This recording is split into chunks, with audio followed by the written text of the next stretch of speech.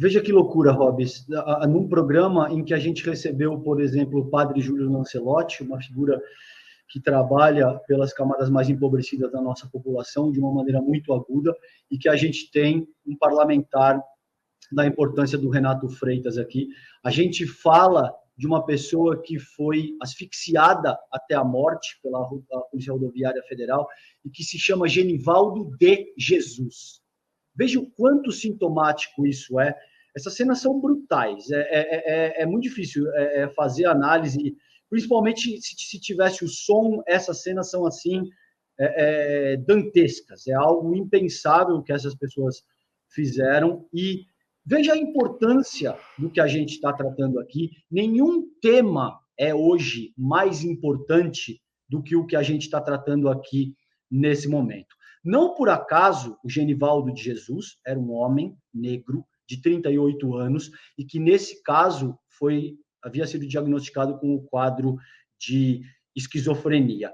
O que aconteceu aí, essas pessoas agora, portanto, a quinta turma do TRF-5 negou o recurso do Ministério Público Federal e esses soldados, o Paulo Rodolfo, Kleber e o William, foram denunciados pelo Ministério Público Federal e vão ter que se ver com a justiça. Isso é uma questão seríssima. Eles vão ser imputados com crime de homicídio, um crime qualificado de homicídio, inclusive, e com a prática de tortura.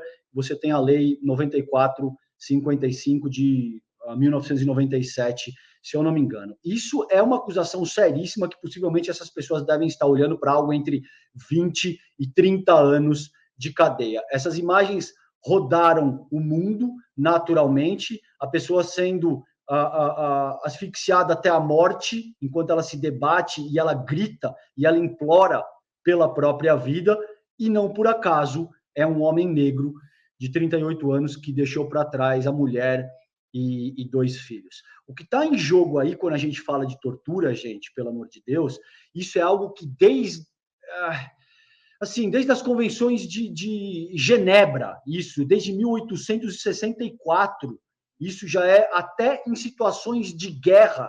Essas imagens que vocês estão vendo aí são condenadas.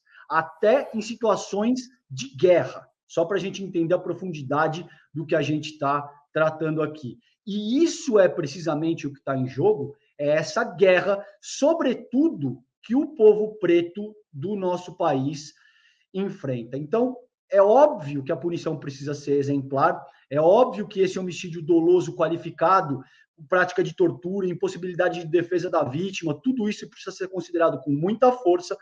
E, a título de exemplo, esses militares que cometeram esse crime hediondo precisam pagar na medida da lei, porque o único caminho que a gente tem para superar esse estado de coisas é com base em punição severa, principalmente quando a gente tem algo dessa magnitude acontecendo. É muito triste e é muito doloroso.